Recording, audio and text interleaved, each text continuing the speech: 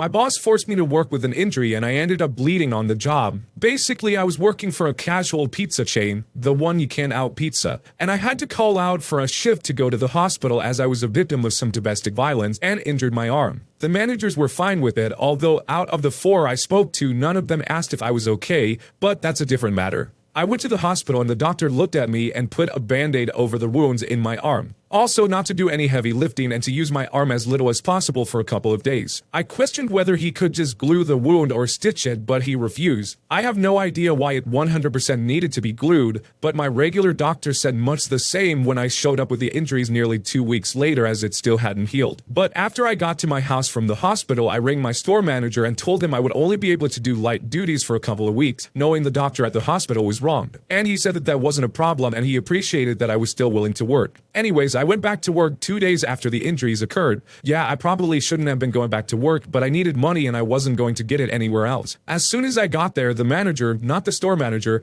let's call them Tammy, told me I would be on dispatch, cutting and boxing all the pizzas and sides. I apologized and explained that I wouldn't be able to do that as the pans can be quite heavy, and the doctor told me not to use my arm. I also showed her the bandage I had wrapped around my arm. Tammy asked why I even came to work then, and I explained that I told the store manager about my circumstances and that they said they would be happy for me to do light duty. Tammy rolled her eyes and told me to answer the phones and serve customers instead, which I was happy to do. We got quite busy and dishes started piling up and Tammy told to get on wash up, but I had to remind her of my arm and suggested it probably wasn't a good idea to put a fresh wound that was still bleeding slightly in water that was being used to clean dishes. Tammy rolled her eyes and said she was going to the office and she would be back in 20 minutes and that I'd better have done all the dishes and put them away. I tried to explain that I wouldn't be able to lift the fresh pans out of the sink, but she ignored me and said my arm couldn't be that bad, or the doctor would have glued the wound or given me stitches, and that she wanted the work to be done. Cue the malicious compliance. I started doing the dishes and was very careful to lift an amount that I could handle with one hand despite not being very safe. 10 minutes later, Tammy yelled that I wasn't moving fast enough and that I needed to use 2 hands, so I lifted up a large pile that I could usually carry quite easily with 2 hands, but in this case my arm went numb and I dropped them. And in reflex, I tried to cast them, which completely busted the wound open and blood started dripping everywhere. I quickly bandaged my arm again and started to clean up the blood, but one of the customers had started yelling that I needed help and Tammy came and told me to move out of the way. She spent the rest of the night cleaning the dishes as the store manager had checked the cameras and had seen me doing the dish and told her that they needed to be redone with clean water. As I continued doing light duties I had been assigned aside from the number of admin tasks that I normally did, which for some reason she refused to allow me to do. I found out later that Tammy didn't go home until 1 a.m. and kept 2 other staff there to help her when we closed at 10. Because she wasn't able to get her work done, plus the work she refused to let me do, done on time. But let me know, am I the jerk? Remind me to never go to this OP's hospital because I can't believe a doctor didn't glue or stitch something that clearly needed to be done. But that actually doesn't surprise me in the slightest. I did have one instance where I had to go to urgent care because I could not get my nose to stop bleeding one time, and it was by far one of the worst experiences I've ever had in my life. The stupid doctor that was there tried to plug my nose up with balloons.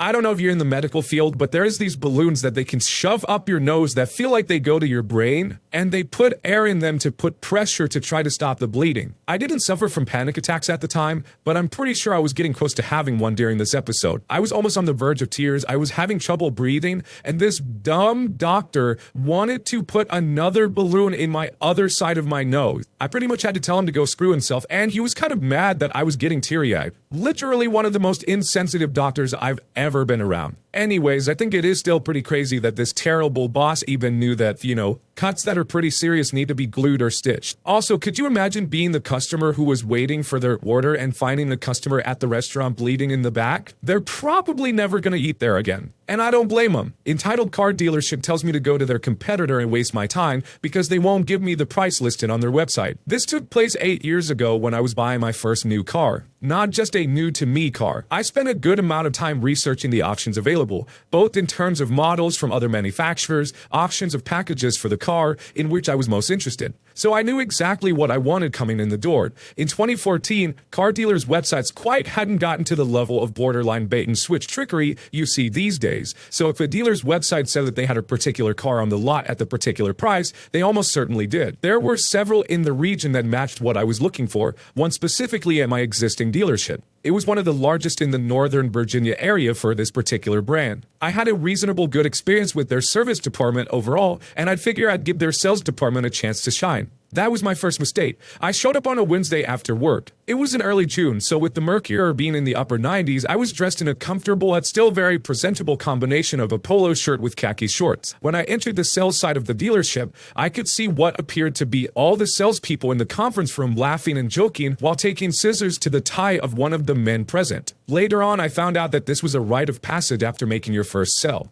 I waited around for a minute or two, as the conference room had glass walls, and it would be impossible not to notice me, as I'm not exactly a small fellow at 6 feet 6 inches tall. When no one came out to greet me, I went up to the receptionist's desk and said, "Hi, I'm interested in model of car, and there's one in stock I'd like to see." Her response, without even looking up from her phone, was, "Okay." I stood there for another 20 minutes or so, and then politely asked, "Would you be able to show me that car?" This finally prompted her to look up from her phone. She looked at me up and down, scoffed a bit, and said she would go and get someone. I was willing to give them the benefit of the doubt, hoping that this thing would turn around. That was my second mistake. The receptionist came back with what looked like the youngest, most wet behind the ears salesperson they could find. As evidently I wasn't worth the time of a more experienced folk, I explained that I was interested in a car that their website said they had in stock and provided him with the printout, showing the stock number, price, and all the pertinent details. It took him a while to find the car on the lot, but after a brief test drive, I knew it was what I wanted and began the sales process. I had a trade-in which had been primarily serviced by them and which I had already had a written offer from CarMax, so I knew how much I would receive for it.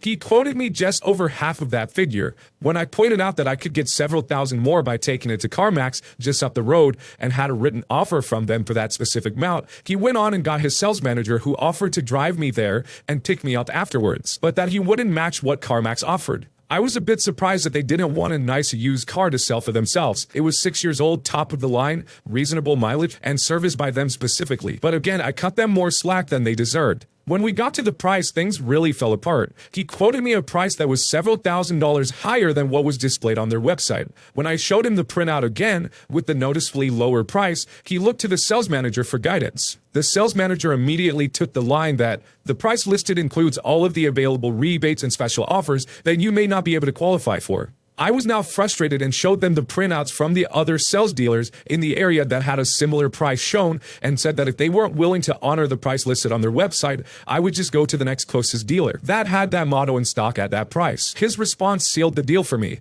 "Go ahead and waste your time at the competing dealership. We won't hold it against you when you come back here." I told them, "Okay, thank you for your time. I'm going to the competing dealership."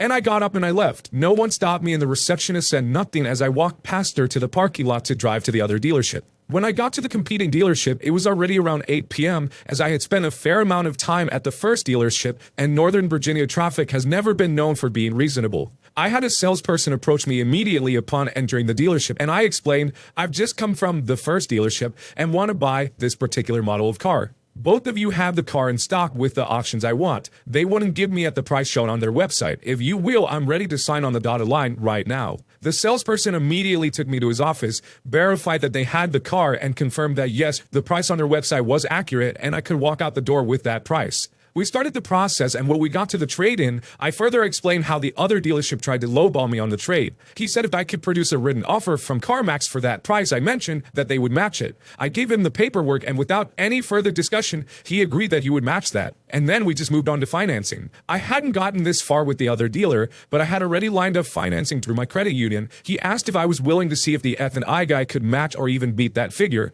I agreed to let him try, and he came back with the rate that was 50 BPS lower. Needless to say, I was already very happy with these people, but this definitely sealed the deal. Right as I was finishing the paperwork, the salesperson from the first dealership texted me to ask me if they would give me the car at that price. I responded back that they would, and I was finishing up the paperwork at that very moment. He immediately tried to call me and then texted me saying that they would give it to me for $500 less. I responded to his text saying that I had already signed the paperwork and that he had just lost a sale. Once the paperwork was complete, the exceptionally pleasant and helpful salesperson at my new dealership spent an additional half an hour after the dealership had closed for the night running me through some of the features of the car and showing me how the infotainment system worked. This was completely above and beyond what I expected, as I thought I would just be reading a 300-page user manual to figure out on my own. I drove home that night with my new shiny car, a very happy camper. The next day, I decided to rub a little salt in the wounds of that first dealership. So I drove there straight from the office. For context, I work in the banking industry, and at that point, it was still very much business formal dress.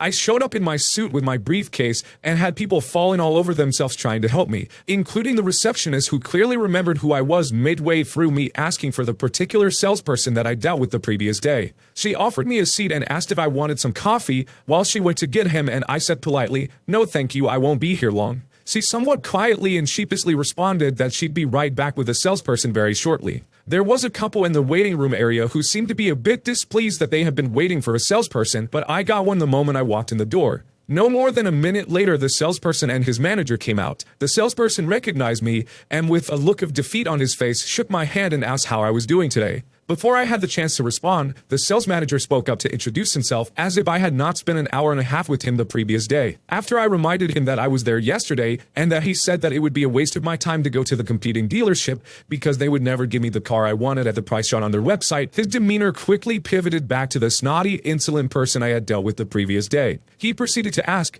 "Well, did they?" with a bit of a sneer. I said nothing but turned to the side and clicked the remote for my new car so the horn would give off a few chirps. He said, "Good for you," in a rather curt tone and walked away, leaving the poor salesperson on his own. I shook that salesperson's hand, thanked him for his time, and turned around to leave. The receptionist spoke up as I walked past her and asked in a rather chipper voice if I needed any further assistance. I politely responded that no, the other dealership had provided me exactly what I needed and what I was looking for. To make things just a little bit better, as I passed the couple sitting in the waiting area, I saw them exchange looks with each other that seemed to say, perhaps we should go to that other dealership too. I said nothing further and walked out of the building wearing the smile of a winner. But let me know, and am I the jerk? Man, I cannot tell you how much I was hoping that this guy was going to go back and rub it in the other dealership's face after he got his new car. So when I read that he did it, I did have a huge grin on my face. I stated a few times on the Jerk channel that the car buying process can be horrible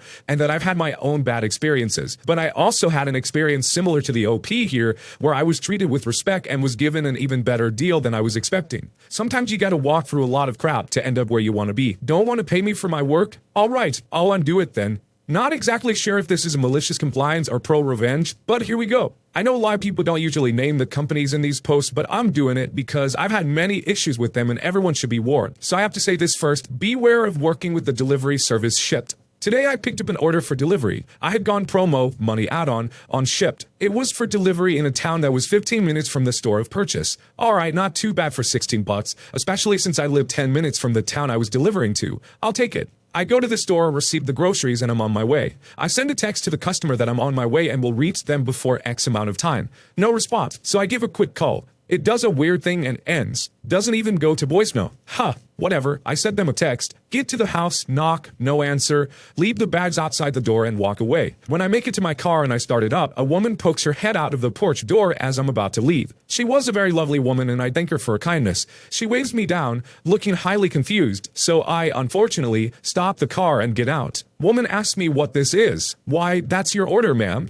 I say, looking happily. I didn't order anything, she says. Oh no. Did anyone else in your... Nope. Oh, no. So there is a wrong address on the delivery. I've never dealt with this before, and I have to leave to catch a movie with friends in 30 minutes. Cue me going door to door at each house on this small street while reaching out to Shipt support, and while trying to call the customer again. Does the same weird thing with the phone, and I give up on that. Proceed to knock on doors. Nope, nobody's. Nope. Alright, I just have to move on. Shipped suggestion? Just drive back and return it. Oh no, Shipped, I'm a delivery contractor. I am not a volunteer nor am I charity. I am hired by you to fulfill deliveries. As far as I'm concerned, I have delivered to the address on file. I am not reaching into my bank account to correct someone else's mistake. For the total extra 30 minutes round trip, I will need $10 on top of the initial pay. Thank gas for being so expensive. They respond with no, and they say that they'll give me $8.10. I respond with no, and say, I have plans in 10 minutes, what should have been 30, mind you, that I will now miss. $8.10 will not cover the gas and wear and tear for the extra 30 minutes. I will need no less than $10,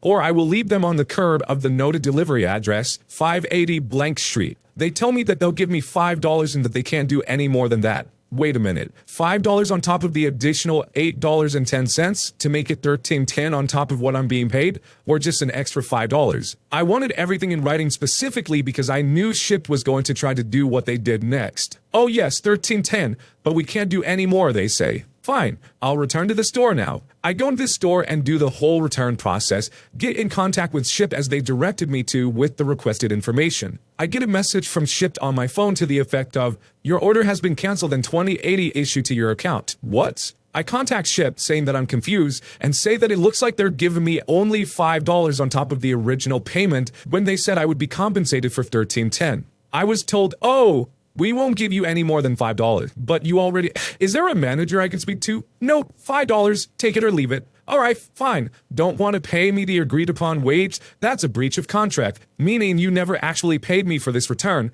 So what did I do? I marched right back into the store, asked the worker who had taken the return what she had done with it, snatched the bag up, strode up to the manager, informed them of what was happening, and told them since I wasn't being paid to return the groceries, I would be taking them back to the last place I was contracted and paid to deliver them, 580 blank street. I told him if he wanted to be recompensated for the groceries, he should charge Shipped, as they were not willing to pay to have them returned. I messaged Shipped from my car informing them of this and gave them 30 minutes, yup, plans definitely ruined, it's now 2 hours later, to rescind their offer and pay me what they actually agreed to and owed me. Had to reach out 2 separate times because the first girl, despite being very polite, would not go to anyone else, such as management, to ask for an exception to this policy considering they had literally told me that they would pay me more. Actually, they had the goal to ask if I had taken the items I had returned, and all I had to say in response was, did you pay me to return them? Second girl was much more helpful, reached out to her team to see if anything could be done. Shit still wouldn't be swayed, but I thanked her profusely for at least trying. So in the end, they said they wouldn't do any more than $5. I told them, alright, I rejected that offer, just pay me the original delivery because $5.80 is where they'll be. You can pay another Shipped shopper $15 to come get them. Drove back, it was on my way home, and dropped them off and left. I'm not a charity, I don't do work for free, and I certainly don't pay to work. I'm going to be messaging ShopRite corporate directly, along with the NJ Labor Board because this is not the first issue with wages I've had with Shipped, and honestly, ShopRite should seek compensation from them. Have fun paying for more than $13.10 of groceries that are now rotting on the curbs, Shipped. Side note to anyone who may say you're being entitled. No, I'm not. It's not entitled to expect an agreed upon wage. It is extortion to expect me to work for less than agreed upon. Imagine you accepting an order from a delivery service, fulfilling that obligation, and suddenly they decide to pay you less than half for the completed order. Or you're going to work at a job and they suddenly cut your pay without any notice or agreement upon your part. As I explained to them, I never would have returned the groceries for $5 because it wasn't my mistake. I would have returned them no problem if it was my mistake, but it wasn't. And I would be paying to return them. Plus the missed plans, plus the lost time. So no, I'm in no way in the wrong here and I don't care what anyone else thinks. But let me know, am I the jerk? I'm on the side of the OP here. I don't do work for less than I'm compensated for. I understand that there's a lot of people that believe work is work and you need to do what you're hired to do, but when I'm hired to do something, I expect to be paid properly for it. This is a two-way street. Too often big corporations just abuse their workers to get the most profit, and they love the work is work crowd. At some point, someone has to stand up, right? That's it for today's video. If you want to make sure you don't miss out on any content, hit that subscribe button and make sure you hit that bell to turn on notifications. If you want to finish listening to all those stories, use the playlist at the top of the description. And if you're someone who live streams and needs copyright-free music, check out the Cream of the Crop music by searching Cream of the Stream on Spotify or whatever music platform you choose. Remember, it's free.